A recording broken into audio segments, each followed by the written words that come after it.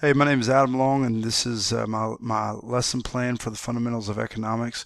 I actually created a partial unit plan that teaches the first three standards of the fundamentals of economics, and we used a flipped classroom and some neuroscience behind the planning strategies, and they were outlined by Zarita Hammond in 2015.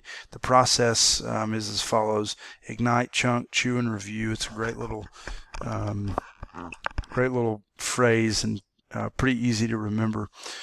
But basically, students will work, we're kind of skipping the Ignite phase, but students will work through instructional modules with a content guide. Then students will process and work with content through various activities. And finally, students will apply learning and solve problems that are related to scarcity and they'll be presented, their solutions will be presented through a blog video or a podcast. We've already talked about the Georgia State standards, moving on um, to the ISTE standards. So originally, these are the basic themes that are going to be seen throughout this entire lesson.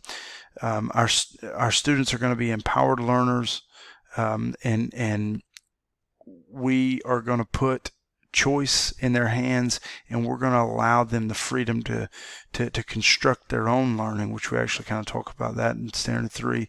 They're going to be digital citizens because they're going to work online. They're going to learn how to create a footprint that is productive and positive. They're going to construct their own knowledge and then create a product that goes along and is evidence of their learning and their knowledge.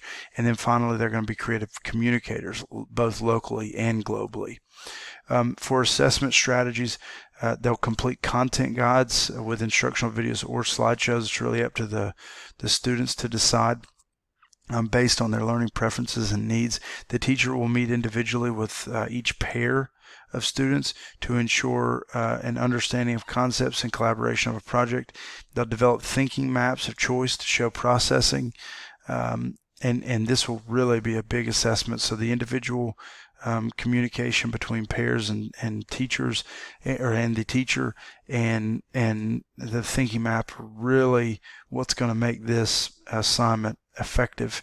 Students will take drill and practice quizzes to check for understanding, and then finally they'll construct a blog, a podcast, or a video using 3 different technology tools while being supported by a rubric.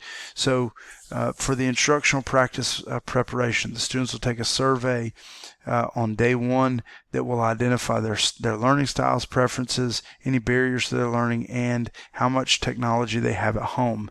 They'll take a pre-test for at least the first 3 standards of the fundamentals of economics, and they'll write a personal narrative that will inform the teacher more about the student and really take their own personal interest into account. These assessments will guide the instructional practice that actually unfolds throughout the remainder of this unit. As far as management, the students will come in and they'll sit in groups of 4.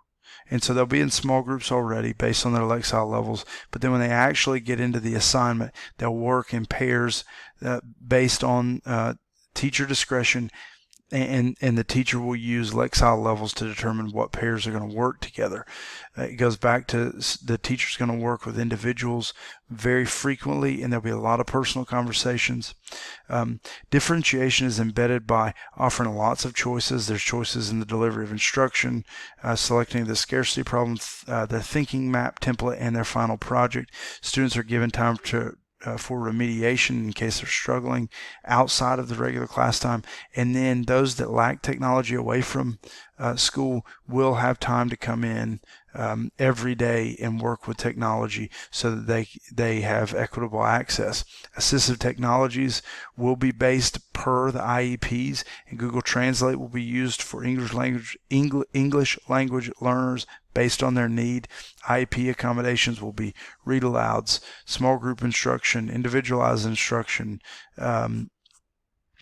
iPads, pencil grips, all sorts of things based on student need. And the biggest challenge is the teacher has to know who they're dealing with, and they have to understand that each student has a unique learner profile, and they have to reach each individual student based on that learner profile. As far as technology, the biggest things are internet outages or power outages, and the teacher needs to be prepared to move to mobile learning in the event that there's a shortage.